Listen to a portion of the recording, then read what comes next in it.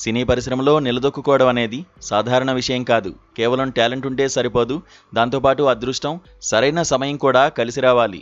ఈ రెండింటిలో ఏది తగ్గినా ఇండస్ట్రీలో సుదీర్ఘకాలం కెరీర్ కొనసాగించడం చాలా కష్టం.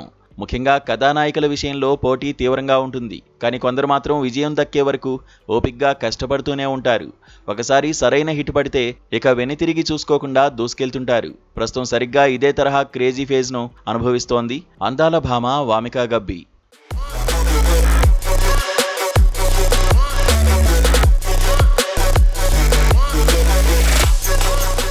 బాలీవుడ్ క్లాసిక్ చిత్రం జబ్ వీ మెట్ ద్వారా చిత్ర పరిశ్రమలోకి ఎంట్రీ ఇచ్చిన ఈ ముద్దుగుమ్మ ఆ తర్వాత తెలుగులో భలే మంచి రోజు సినిమాతో మన ప్రేక్షకులను అలరించింది. అనంతరం మాలై నేరత్తు మాయకం చిత్రంతో కోలీవుడ్లోనూ మంచి ఎంట్రీ ఇచ్చింది. ఆయా సినిమాల్లో ఆమె నటనకు, పర్ఫార్మెన్స్కు మంచి మార్కులే పడినా కొత్త అవకాశాలు మాత్రం అనుకున్న స్థాయిలో తలుపు తట్టలేదు. కెరీర్లో ఎన్నో నెంబర్స్ సాధించినా, ఎన్ని సినిమాలు చేసినా రావాల్సిన గుర్తింపు రావడానికి మాత్రం చాలా కాలం పట్టింది. అయితే అవకాశాలు తగ్గిన సమయంలో కూడా ఈ భామ అధైర్యపడలేదు. వచ్చిన ఏ చిన్న అవకాశాన్ని వదలకుండా తన టాలెంట్ను నిరూపించుకుంటూ ముందుకు సాగింది. సినిమా అవకాశాల్లో కాస్త గ్యాప్ వచ్చినప్పటికీ డిజిటల్ ప్లాట్ఫామ్లను వామిక బాగా సద్వినియోగం చేసుకుంది. వరుస వెబ్ సిరీస్ల్లో నటిస్తూ ఫుల్ బిజీగా మారింది. విభిన్నమైన పాత్రలను ఎంచుకుంటూ నటిగా తనలోని వైవిధ్యాన్ని నిరూపించుకుంది.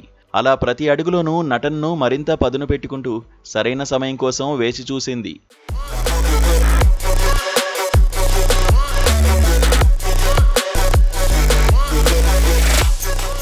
దాదాపు దశాబ్దం తర్వాత కోలీవుడ్లో లోకేష్ కనగరాజు నటించిన డీసీ చిత్రంతో కోలీవుడ్లో మళ్లీ గ్రాండ్ రీఎంట్రీ ఇచ్చి భారీ విజయాన్ని అందుకుంది.